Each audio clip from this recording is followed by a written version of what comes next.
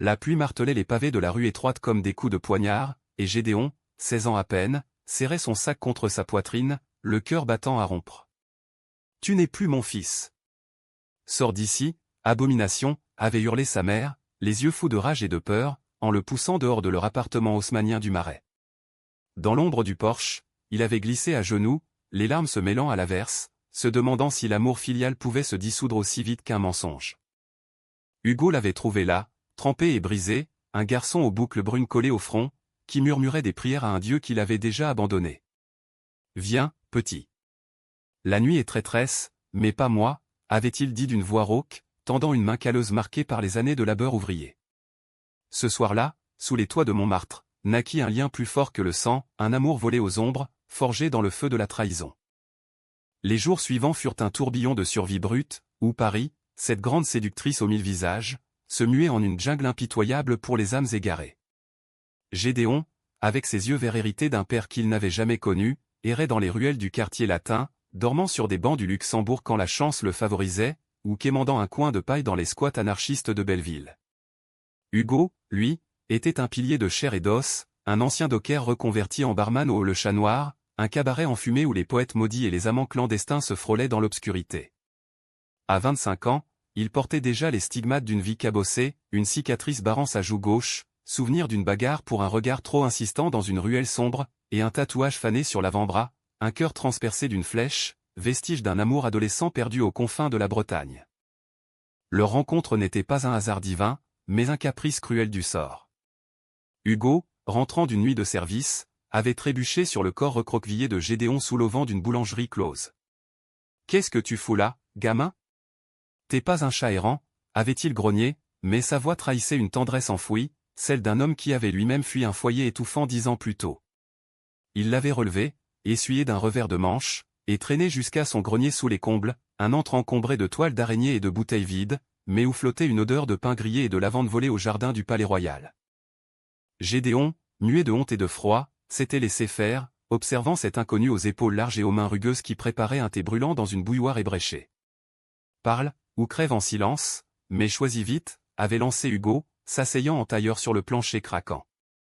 Les mots étaient sortis en torrent, la découverte par sa mère de ce baiser volé avec un camarade de lycée dans les vestiaires du gymnase, la fureur biblique qui avait suivi, les valises jetées par la fenêtre comme des offrandes à un diable invisible. Elle m'a dit que j'étais maudit, que Dieu me punirait. Mais c'est elle qui m'a puni en premier.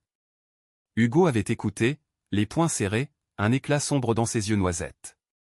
Les mères, fiston, c'est comme le vin, certaines vieillissent en nectar, d'autres tournent au vinaigre. La mienne m'a flanqué dehors pour un tatouage, moi. On est des rescapés, toi et moi. De cette nuit naquit une routine précaire, un cocon tissé de rires forcés et de caresses timides. Hugo initia Gédéon aux arcanes de la survie urbaine, comment mendier sans mendier, comment charmer les clients du bar pour un pourboire généreux, comment danser sous les étoiles sur les berges de la Seine quand la lune se faisait complice.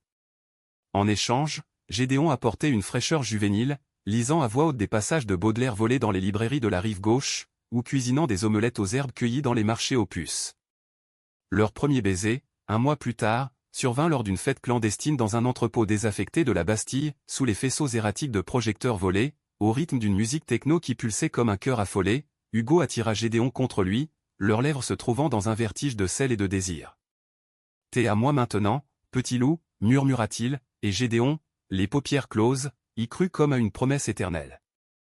Mais la trahison maternelle n'était pas un fantôme facile à exorciser.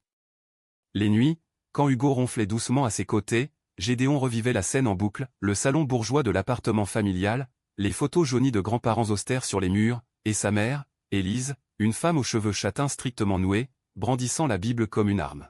« Tu salis notre nom, Gédéon. Ton père, paix à son âme, se retournerait dans sa tombe. » Elle avait été si belle jadis, une institutrice passionnée par les arts, l'emmenant enfant aux expositions du Louvre, lui racontant les amours tragiques de David et Jonathan.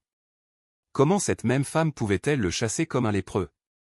Les lettres anonymes qu'il postait depuis des cabines publiques restaient sans réponse, Élise avait effacé son existence, rayé son nom des registres familiaux. « Oublie-moi, alors » se disait-il, mais le vide béant persistait, un ulcère à l'âme. Hugo, sentant ses tourments, devint son encre. il l'inscrivit à des cours du soir dans une association pour jeunes défavorisés, où Gédéon apprit la menuiserie, sculptant des oiseaux en bois flotté qui ornaient leur mansarde. T'as des mains d'artiste, pas de voyou, le taquinait Hugo, et ses mots pansaient les plaies invisibles. Leur amour s'épanouissait en secret, dans les parcs déserts de Vincennes ou les cinémas miteux de Pigalle, où ils se tenaient la main dans l'ombre, défiant le monde par ce simple geste. Pourtant, une ombre planait, Hugo, hanté par ses propres démons, refusait d'officialiser leur lien, craignant que la société parisienne, si tolérante en surface, ne les broie sous ses jugements. On est libre, mais pas immortel, disait-il, et Gédéon hochait la tête, ignorant que la liberté a un prix qu'il paierait cher. Les saisons tournèrent, automne en printemps, et Gédéon grandit en homme, ses traits juvéniles s'affinant en une beauté androgyne qui attirait les regards curieux. À 18 ans, il décrocha un apprentissage chez un ébéniste renommé du faubourg Saint-Antoine, transformant leur grenier en atelier improvisé. Hugo, fier comme un paon, l'emmenait dîner dans des brasseries bohèmes, toquant du vin rouge et jurant sur l'honneur qu'il l'aimerait jusqu'au dernier souffle. Mais sous ses serments, couvait un conflit latent, Gédéon aspirait à une vie visible, à parader fièrement lors des marches des fiertés le long des Champs-Élysées, tandis qu'Hugo, marqué par une agression passée, préférait l'ombre protectrice. Le monde nous tolère, mais ne nous aime pas toujours, argumentait-il, et ses disputes, d'abord chuchotées, enflaient comme des orages d'été. Un soir d'hiver 2010, alors que la neige saupoudrait les toits de Montmartre d'un voile immaculé, le destin frappa à leur porte sous la forme d'une enveloppe jaunie. Gédéon la décacheta d'une main tremblante, une lettre d'Élise, sa mère, après 2 ans de silence radio. « Mon fils, je suis malade. Le cancer ronge mes poumons, et les docteurs parlent de moi, pas d'année. Pardonne-moi. J'ai eu tort. Viens, s'il te plaît. » Les mots dansaient devant ses yeux embués. Hugo, lisant par-dessus son épaule, posa une main ferme sur son poignet. « C'est un piège, Gédéon. Elle t'a jeté comme un chien galeux. Ne rouvre pas cette plaie. » Mais le cœur de Gédéon, ce traître sentimental, battait déjà la chamade. La trahison n'effaçait pas le sang, elle le rendait plus épais, plus urgent.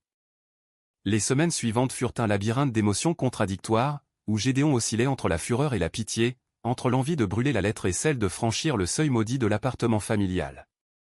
Paris, en ce début d'année, revêtait son manteau hivernal avec une élégance cruelle, les lumières de Noël s'éteignaient sur les avenues, laissant place à un froid qui s'insinuait jusqu'aux os, miroir parfait de l'âme tourmentée du jeune homme.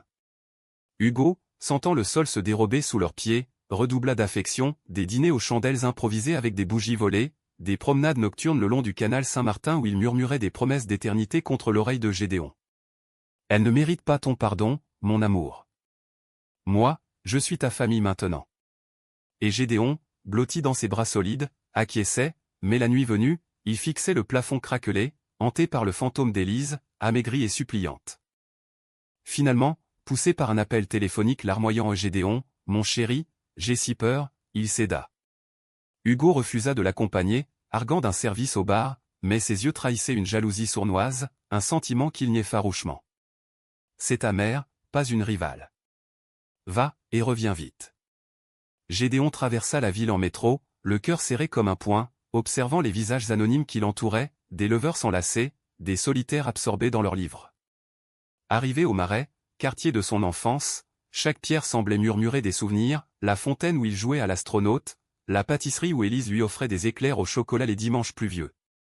L'immeuble haussmannien se dressait, inchangé, mais la porte cochère grinça comme un reproche.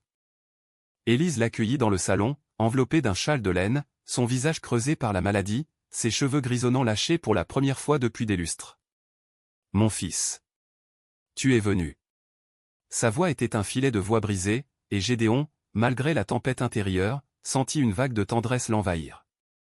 Ils parlèrent des heures, évitant d'abord le gouffre central, la santé déclinante d'Élise, diagnostiquée trop tard, les traitements chimiques qui la laissaient exsangue. Puis, inévitablement, le passé ressurgit. « J'étais terrifié, Gédéon. Ton oncle, mon frère, m'avait prévenu, si ton fils est comme ça, la famille te reniera. J'ai choisi la peur au lieu de l'amour. » Les larmes coulaient, et Gédéon, assis sur le canapé usé, la prit dans ses bras pour la première fois depuis des années. « Tu m'as brisé, maman. Mais je suis là. » Ces visites devinrent rituelles, 2 fois par semaine, où Gédéon apportait des fleurs du marché des fleurs de l'île de la Cité et des histoires de sa vie nouvelle, omettant prudemment Hugo pour ne pas raviver les flammes homophobes d'Élise. Elle écoutait, fascinée, posant des questions sur son travail d'ébéniste. Tu sculptes des rêves en bois, alors? Comme ton grand-père. Petit à petit, une réconciliation fragile s'esquissait, ponctuée de rires étouffés et de silences lourds. Hugo, de son côté, supportait mal cette intrusion. Elle te manipule, Gédéon. Une fois guérie, elle te jettera à nouveau. Les disputes éclataient, violentes et passionnées, se soldant par des réconciliations ardentes sur le lit des faits, où leurs corps se cherchaient comme des âmes perdues. Je t'aime plus que tout, Hugo. Ne doute pas. Mais le doute s'insinuait, venimeux. Le printemps arriva, libérant Paris de son étreinte glacée, et avec lui, un espoir trompeur. Élise sembla se stabiliser, les médecins parlaient de rémission partielle, et elle insista pour rencontrer l'ami qui t'a sauvé. Gédéon, après une nuit d'arguments acharnés, convia Hugo à un déjeuner dominical dans un bistrot du quartier. L'atmosphère fut tendue dès le départ. Élise, pâle mais pimpante dans une robe fleurie, serra la main d'Hugo avec une raideur polie. Merci d'avoir veillé sur mon fils. Hugo, mâchoire crispée, répondit d'un ton sec, c'est moi qui le remercie. Il m'a sauvé autant que l'inverse. La conversation patina sur des terrains neutres, la météo, les vins bordelais, mais sous la table, la main de Gédéon serrait celle d'Hugo, un ancrage muet. Ce fut lors du dessert que la bombe éclata. Élise, un verre de chardonnay à la main, lâcha, Gédéon, j'ai revu ton oncle. Il dit que ce n'est pas naturel, ce que vous avez, toi et Hugo. Mais je m'en moque maintenant. La mort m'a appris l'humilité. Hugo se figea, son couteau heurtant l'assiette dans un tintement sinistre. L'humilité? Vous l'avez chassé pour ça, madame. Et maintenant, vous voulez jouer les saintes nitouches. La voix d'Hugo, basse et grondante, fit taire le brouhaha du restaurant. Élise blêmit, balbutiant des excuses, mais le mal était fait. Gédéon, déchiré, quitta le bistrot en trombe, Hugo sur les talons, laissant sa mère seule avec l'addition et ses regrets. La crise couva pendant des jours. Hugo, blessé dans son orgueil, se retrancha dans le silence, passant des nuits au bar jusqu'à l'aube. Gédéon, ballotté entre les deux amours de sa vie, se réfugia dans son atelier, taillant un coffret en noyer où il gravait des initiales entrelacées, G et H. Pourquoi tout détruire maintenant, supplia-t-il un soir, alors qu'Hugo rentrait enfin, empestant le tabac et le whisky. Parce que ta mère est un poison, Gédéon. Elle te veut pour elle seule, comme avant. Les mots blessèrent plus que des gifles, et pour la première fois, Gédéon hurla en retour, et toi, tu es jaloux. Jaloux d'un fantôme malade. La porte claqua, et Hugo disparut dans la nuit parisienne, laissant Gédéon effondré sur le sol, les éclats de bois éparpillés comme des rêves brisés. Le lendemain, un appel d'Élise, rechute. Les métastases s'étaient répandues, voraces. Viens, mon fils. J'ai si peu de temps. Gédéon, le cœur en lambeaux, se rendit à son chevet à l'hôpital Saint-Louis, où l'odeur d'antiseptique se mêlait à celle d'Élise fanée. Elle était frêle, presque translucide, mais ses yeux brillaient d'une urgence nouvelle. Écoute-moi, Gédéon. J'ai écrit une lettre pour Hugo. Dis-lui que je suis désolé. Vraiment. Il promit, mais en sortant, il croisa par hasard un vieil ami d'Hugo au café d'en face, qui lâcha d'un ton compatissant, ton homme est en train de craquer, petit. Il boit trop depuis votre engueulade. Méfie-toi. Le doute s'enracina, perfide. De retour à Montmartre, Gédéon trouva le grenier vide, Hugo avait fait ses valises, laissant une note griffonnée, je t'aime trop pour te voir souffrir. Pars avec elle. Trouve la paix. H. Le monde s'effondra. Gédéon courut dans les rues, interrogeant les ombres, mais Hugo s'était volatilisé, englouti par la ville lumière qui avale les cœurs brisés. Seul avec sa douleur, il s'effondra sur leur lit, serrant la chemise abandonnée qui portait encore l'odeur musquée de l'homme qu'il aimait. La trahison, cette fois, n'était pas celle d'une mère, mais d'un amant terrifié par l'orage. L'été 2010 s'abattit sur Paris comme une amande capricieuse, étouffante et moite, transformant les boulevards en fourneaux où les Parisiens, las de la chaleur, fuyaient vers les plages normandes ou les vignobles provençaux. Gédéon, lui, restait cloué au sol, prisonnier d'un chagrin qui le rongeait de l'intérieur, plus impitoyable que la canicule. Les jours se fondaient en une brume de routine mécanique, matinée à l'atelier, où ses mains, autrefois si précises, taillaient le bois avec une rage maladroite, produisant des sculptures torturées ou des amants enlacés dont les bras se brisaient sous la pression. Après-midi à l'hôpital, où Élise s'éteignait doucement, ses confessions nocturnes tissant un voile de pardon précaire sur les années perdues. J'ai prié pour toi, Gédéon.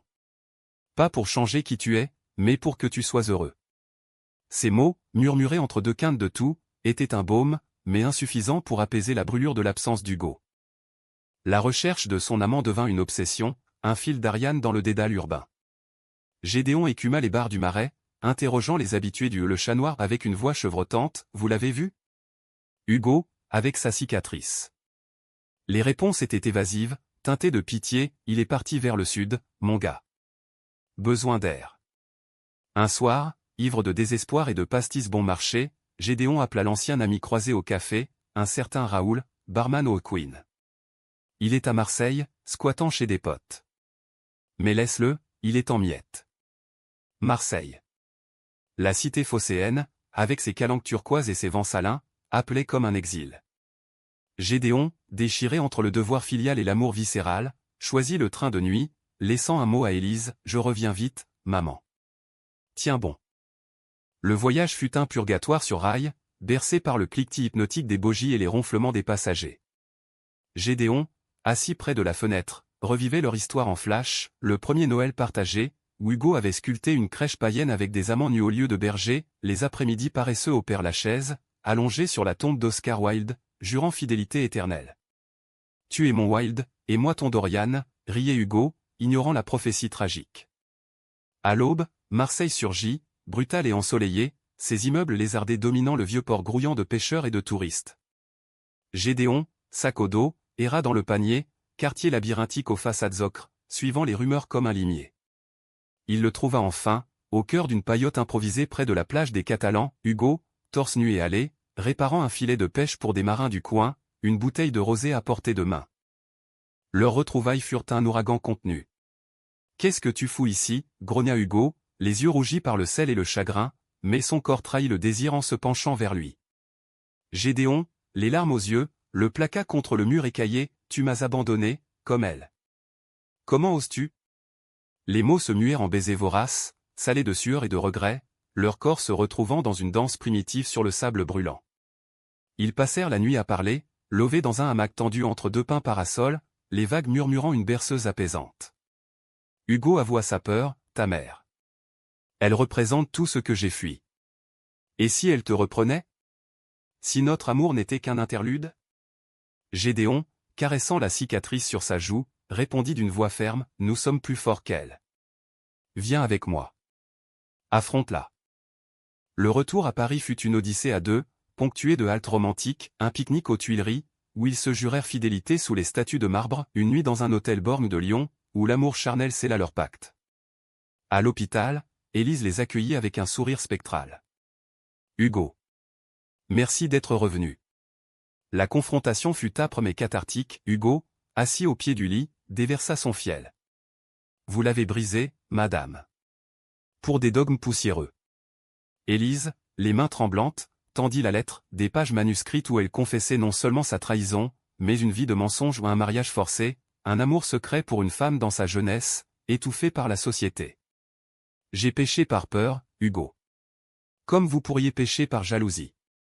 Pardonnez-moi. » Les mots d'Hugo, d'abord secs, s'adoucirent, « Pour Gédéon, je pardonne. Mais sachez que je le protège désormais. » Pourtant, le destin, ce farceur cruel, réservait un coup bas. Alors que l'été cédait la place à un automne précoce, avec ses feuilles rousses jonchant les allées du jardin des plantes, Élise fit une rechute fulgurante. Les médecins, impuissants, parlèrent d'heures. Gédéon et Hugo veillèrent à son chevet, main dans la main, un tableau vivant de résilience. Dans un dernier souffle, Élise murmura, « Soyez heureux, mes amours. C'est tout ce que je demande. » Elle s'éteignit au lever du soleil, un rayon filtrant par la fenêtre comme une bénédiction tardive. Les funérailles, dans une petite chapelle du Père-Lachaise, furent intimes. Gédéon prononça l'éloge, sa voix brisée mais fière, évoquant non la mère rigoriste, mais la femme fragile qui avait osé se repentir. Hugo, à ses côtés, serra sa main, un rempart silencieux. La maison familiale, léguée à Gédéon par testament, devint un nouveau chapitre. Ils s'y installèrent, transformant l'appartement haussmannien en un havre moderne, murs repeints en bleu ciel, meubles sculptés par Gédéon ornant les pièces, et un hôtel discret pour Élise, avec sa photo souriante. Leur amour, jadis clandestin, s'épanouit au grand jour, invitation à des dîners entre amis, où Hugo, libéré de ses chaînes, racontait leurs aventures avec un humour gouailleur. Mais sous cette quiétude, un conflit couvait encore. Gédéon, enrichi par l'héritage, proposa d'ouvrir un atelier commun, un rêve d'avenir. Hugo, hanté par son passé ouvrier, hésita. Et si on rate? Et si je ne suis pas à la hauteur? Le point de rupture survint lors de la marche des fiertés, en juin suivant. Paris vibrait sous les bannières arc-en-ciel, la foule en liesse scandant d'amour pour tous. Gédéon, rayonnant dans un t-shirt floqué d'un cœur queer, entraîna Hugo dans la parade. Mais au milieu du défilé, un groupe d'opposants catholiques, vestige d'une France conservatrice, les UR, pêcheurs. La Bible vous maudit. Hugo, piqué au vif, lâcha la main de Gédéon et s'avança, poing serré. Une échauffourée éclata, brève mais violente, un coup de pied, un cri, et Hugo à terre, le nez en sang. Gédéon le releva, furieux. Pourquoi?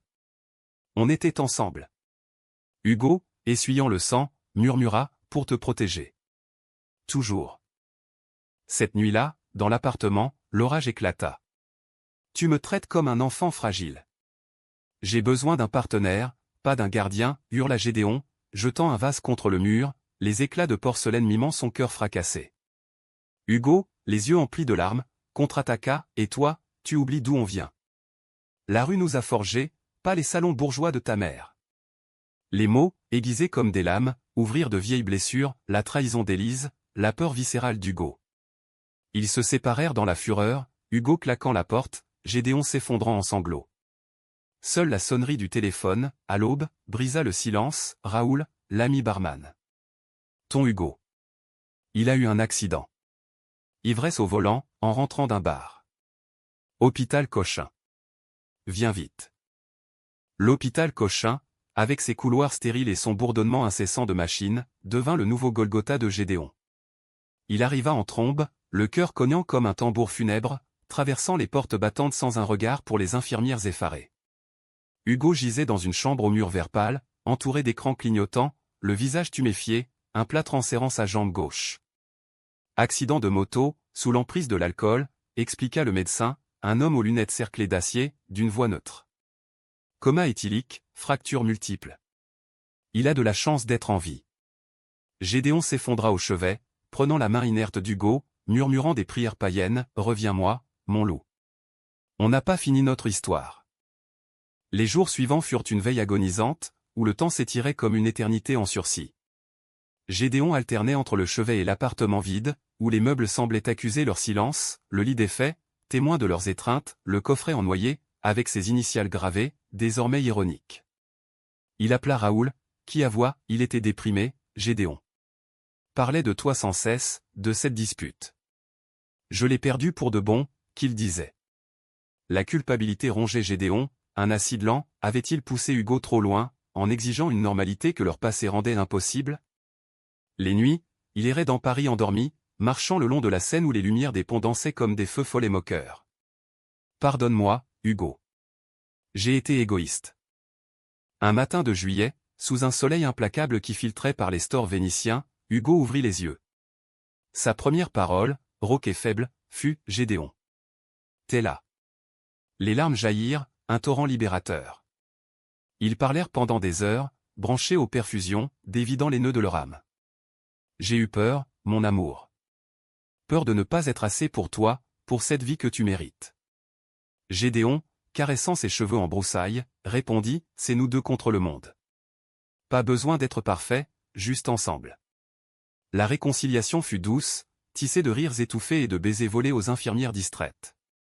Hugo guérit lentement, passant des semaines en rééducation, où Gédéon le poussait en fauteuil roulant dans les jardins de l'hôpital, racontant des anecdotes absurdes pour chasser les ombres. Mais la vie, cette dramaturge impitoyable, réservait un rebondissement amer. Au cours d'une visite, un avocat frappa à la porte de la chambre, l'héritage d'Élise, contesté par un cousin éloigné, alléguant que Gédéon, en union illégitime, n'était pas un héritier légitime. C'est une attaque homophobe déguisée, siffla Hugo, furieux, serrant le poing malgré la douleur. Gédéon, abasourdi, plongea dans une bataille judiciaire, engageant un pro bono d'une association LGBTQ+ du quartier latin. Les audiences au tribunal de la Seine, avec leurs robes noires et leurs plaidoiries guindées, devinrent un calvaire. Le cousin, un homme bedonnant aux manières de notable de province, cracha son venin. La défunte n'aurait pas voulu que son bien aille à ce mode de vie. Gédéon, debout au barreau, la voix tremblante mais résolue, riposta, « Ma mère m'a légué son amour repentant. Ce bien est le symbole de ce pardon. Vous ne me le volerez pas. » Hugo, encore en fauteuil, assista à la plaidoirie finale, ses yeux brillants de fierté. Le juge, une femme aux cheveux poivre et sel, rendit un verdict en leur faveur. « L'amour, messieurs, transcende les conventions. L'héritage est valide. » La victoire fut célébrée dans la chambre d'hôtel, avec du champagne tiède et des caresses tendres, mais elle creusa un fossé invisible. Hugo, rongé par l'inaction, murmura un soir, « Cette maison, cet argent. Ça nous change. On n'est plus les gamins de la rue. » Gédéon, sentant la faille, insista pour un voyage. « Allons en Bretagne, chez tes racines. Retrouvons-nous. » Le road trip vers la côte sauvage fut un baume, une parenthèse enchantée. Ils louèrent une vieille Citroën décapotable, sillonnant les routes bordées de genêts en fleurs, s'arrêtant dans des criques secrètes où l'océan Atlantique rugissait comme un amant jaloux. À Quiberon, Hugo raconta son enfance, un père pêcheur noyé en mer, une mère alcoolique qui l'avait chassé pour un vol de pain. « J'ai appris l'amour dans la douleur, Gédéon. Toi, tu l'as appris dans la trahison. » Ils firent l'amour sur la plage au clair de lune, les vagues léchant leurs pieds, scellant un pacte renouvelé. À leur retour, Paris les accueillit avec une douceur automnale, et ils ouvrirent enfin l'atelier « Bois et âme », un espace lumineux dans le Marais, où Gédéon sculptait et Hugo gérait, sa jambe encore boiteuse mais son esprit vif. Pourtant, le conflit sous-jacent ressurgit lors d'une exposition inaugurale. Un critique influent, attiré par les pièces queer de Gédéon ou des amants enlacés en ébène, symbole de résilience, proposa une collaboration. « Venez à New York, messieurs. Le marché américain adore les histoires comme la vôtre. » Hugo refusa net. « On reste en France. C'est notre sol. » Gédéon, ambitieux, argumenta. « C'est une chance. Pour nous, pour Élise. » La dispute, larvée, explosa, toujours à vouloir plus. « Moi, je veux la paix, pas la gloire yankee. » Hugo claqua la porte de l'atelier, laissant Gédéon seul avec ses sculptures muettes. Le climax survint par une nuit d'orage, où la foudre zébrait le ciel parisien comme des veines ouvertes. Hugo, parti errer, revint trempé, un dossier à la main, des faux papiers, préparés pour fuir vers le sud s'il ça ne tenait plus. « Je protège notre amour, Gédéon. En cas de naufrage. » La trahison frappa comme un éclair, non pas une fuite, mais un plan secret, un manque de foi en eux. « Tu doutes de moi ? » Après tout, hurla Gédéon, arrachant les papiers et les brûlant dans l'évier. Hugo, brisé, s'effondra. « J'ai peur de te perdre, comme ta mère t'a perdu. » Les mots, enfin, ouvrirent les vannes, confession de doutes profonds, de cicatrices non guéries. Ils pleurèrent ensemble, enlacés sur le sol mouillé, le tonnerre comme bande-son de leur catharsis. L'hiver 2011 enveloppa Paris d'un manteau de givre, transformant les rues en tableaux impressionnistes où les passants, emmitouflés, glissaient comme des ombres fugaces. Gédéon et Hugo, émergeant de leur tempête personnelle, choisirent la reconstruction comme un acte de foi. L'atelier Bois et âme devint leur sanctuaire, un lieu où les clients artistes bohèmes, couples arc-en-ciel, âmes solitaires en quête de sens venaient non seulement pour des meubles, mais pour des histoires gravées dans le bois.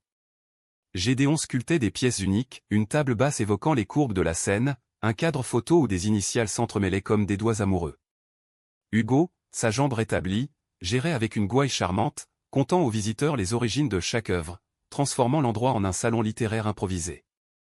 Leur vie quotidienne s'apaisa en une harmonie retrouvée, ponctuée de rituels tendres, café au lait partagé au café de Flore, où ils lisaient le Figaro en se moquant des éditoriaux conservateurs, dimanche à pédaler le long de la Marne, pique-niquant sur des couvertures à carreaux avec du pain frais et du camembert.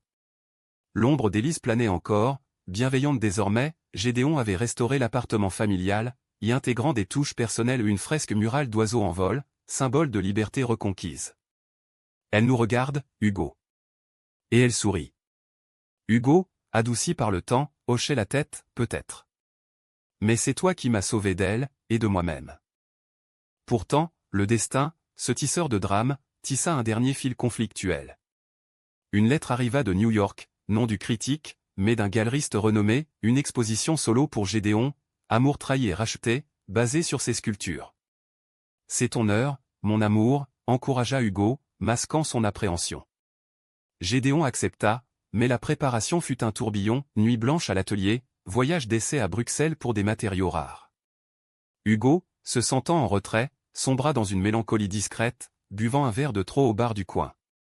Une nuit, Gédéon le trouva effondré sur le canapé, une bouteille à la main. « Tu pars, et moi ? Je reste le type de la rue, pendant que tu deviens une star ?» Les mots, imprégnés d'alcool, révélèrent la faille, une insécurité profonde, née de la trahison initiale d'Élise, projetée sur leur union. Le dialogue qui suivit fut le plus nu de leur histoire, assis à la table de la cuisine éclairée d'une lampe tamisée, une bouilloire sifflant en fond comme un rappel de leur première nuit. « Hugo, tu n'es pas un second rôle. Tu es mon scénario entier. » Gédéon prit sa main, traçant les veines saillantes comme une carte au trésor. « Sans toi, ces sculptures n'existeraient pas. La trahison de ma mère m'a donné à toi, ta peur nous a rendus plus forts. » Hugo, les yeux humides, avoua, « J'ai toujours craint d'être le maillon faible. » Comme si l'amour gai était un prêt à taux variable, prêt à s'effondrer. Ils rirent de cette métaphore bancale, puis s'embrassèrent, un baiser lent et profond, scellant non une fin, mais un commencement. L'exposition à New York fut un triomphe modeste mais sincère, dans une galerie de Chelsea, sous les néons froids, les sculptures de Gédéon attirèrent une foule cosmopolite, activiste queer, collectionneur new-yorkais, même un ambassadeur français ému. Hugo l'accompagna, boitant légèrement d'un vieux rhumatisme, mais rayonnant de fierté. Lors du vernissage, il prit le micro pour un discours improvisé, « Ces œuvres ne sont pas seulement de bois. Elles sont de chair, de larmes, de rires volés. Et surtout, d'un amour qui a survécu à la trahison. » La salle applaudit, et Gédéon, les yeux brillants, l'embrassa publiquement, défiant les conventions transatlantiques. De retour en France, ils adoptèrent un rythme nouveau, des voyages annuels, alternant Paris et la Provence, où ils achetaient une petite maison en pierre près d'Avignon, avec un jardin de lavande et un atelier en plein air. Gédéon enseigna la sculpture à des jeunes LGBTQ+ en marge, transmettant non seulement un métier, mais une leçon de résilience. Hugo, à ses côtés, organisa des ateliers de conte oral, partageant leurs histoires pour inspirer. La mort d'Élise, jadis un abîme, devint une étoile guide, ils créèrent une fondation en son nom, aidant les familles à réconcilier avec leurs enfants queer, un pont entre passé et futur. Un soir d'été, assis sur la terrasse provençale, sous un ciel étoilé comme un manteau de velours, Gédéon leva son verre de pastis. « À nous, Hugo. À l'amour qui pardonne. » Hugo, les cheveux grisonnants dans la brise, sourit, « À la trahison qui nous a forgés. Sans elle, pas de nous. » Leurs mains s'entremêla, et dans ce geste simple, s'écrivait la fin d'une saga, non une victoire éclatante, mais une paix humaine, tissée de cicatrices et de tendresse. Paris, au loin, scintillait comme un souvenir complice, rappelant que l'amour, vrai et tenace, triomphe non par miracle, mais par choix quotidien. Et ainsi, dans l'ombre douce de la nuit méditerranéenne, Gédéon et Hugo apprirent que le pardon n'efface pas les blessures, mais les transforme en force. Leur histoire, gravée dans le bois et les cœurs, devint légende murmurée dans les ruelles de France, celle de deux âmes chassées, trahies, mais jamais vaincues par l'amour retrouvé.